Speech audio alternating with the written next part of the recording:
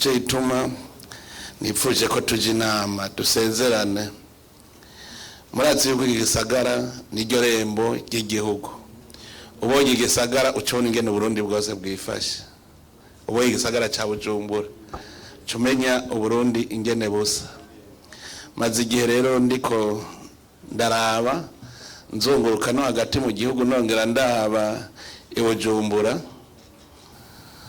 Rero iki ni igihe cyo guhindura ibintu. Igihugu kugira isuku, igihugu gusharizwa ntibisaba yuko ubura umukene cyane uri umutunzi. Ntibisaba ko umukene, biri mu mutwe. Biri mu mutwe nicyo gituma nshaka yuko twumvikana ingene ibintu tubikora. No gukeza abanyagisagara. Naho nariko ndavuga ivyo mu ntangamarara. Gukeza abanyagisagara. Sinkeje abajejwe intwara.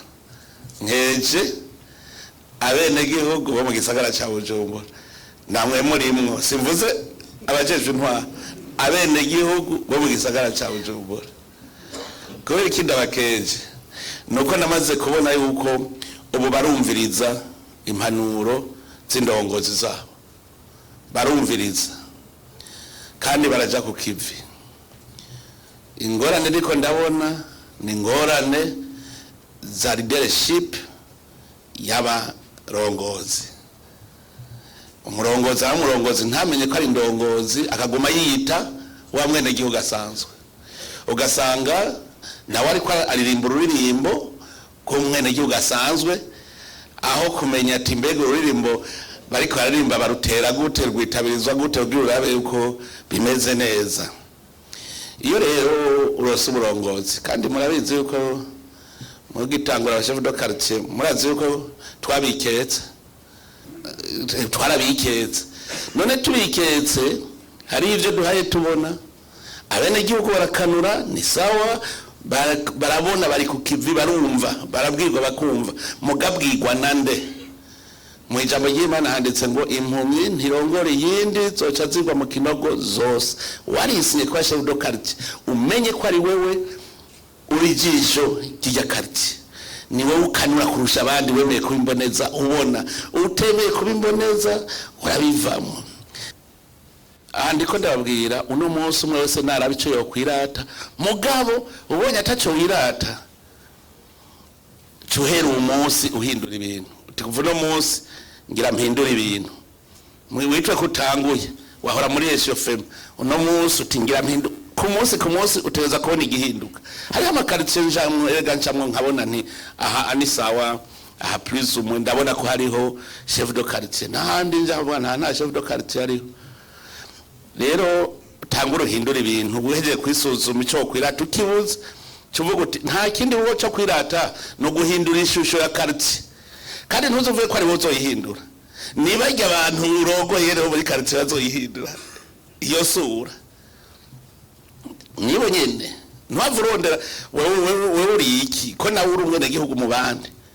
Muguri indongozi barongo bahamagarire rero ko bari bo bahindura. Bamaze guhindura uzobona quartier yahindutse.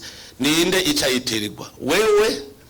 Kandi hakoze abere gihugu bugabo ni wewe uba wahinduye quartier bavuga bati kuri naka. Anyuma rero muri ico gihe no kujya inama n'abantu mumenye ko murongo atari ntama. Ico narakibigishije ndagisubira, uri umwongere uri ndongozi, mugabo urongoye sintama. Nabantu bazi ubwenge. Wewe uri uwa mbere mu bangana, nico twaravuze nti abene gihugu ndabakeza bose kugene bagiye ku kivi, namwe murimwo mugabo ndi murimwo nk'abashefu do quartier, mwebwe nk'abene gihugu. Ubu rero uwa mbere mu bangana, abo mungana umenye ko ari ncabwenge, bashobora no kuba bafise umutwe kuruta. Ubagirishije inama rero barashaka gutekesha umutwe bati ngaha twohindura ibintu tugize uku. Ni sawa, ugaca upanga neza. Ubu rero tugiye gukora uku. Iyo ndi ruguru ndaraba ingene abantu basigaye bakora ibikorwa rusange kwa gatandatu. Ubu tubarabara urabona yuko usanga baduharuye mu bucimbiri. Mwese umukuru w'umutumba akavuga ati agacimbiri naka umukuru wako umukuru w'agacimbira akavuga ati nanje nyumba 10 nawe aha niho ndaba muri aka gace nkubu rero namwe chef de quartier uvuga uti ibarabara nawe ndakuraba nawe bwira aburongoye gushika mubona no mu muryango uri mwinduru ukagera ukavuga uti wewe muri quartier yacu ni wewe uduteje urubwa niwe niho hari induru gusa niho hari ibi niho hari ibi ntidushaka kwemera rero ko bizogenda uko ntituzobiheba umurideri ararinda hariho abantu batinya nk'ubu utwara quartier irimo ministre najya ministre no mwubahuka narababwiye je ntwara kiriri mwora bigere vyogenda umukuru w'igihugu ntagahegwe yondonkana oye ugiye kwibariyeri bayego barakubuza bagiye umutekano hoya wewe mukuru w'igihugu murabakwiki ncanandika gakete muramumpera turafise igikorwa turiko turakora mu bikorwa rusange bitabera rusange umukuru w'igihugu kwa kurisoma kandi ubutaza kararo kabi niyozuba navuga ngo ndondere telefone ya chef de quartier bakaba ugatumubwira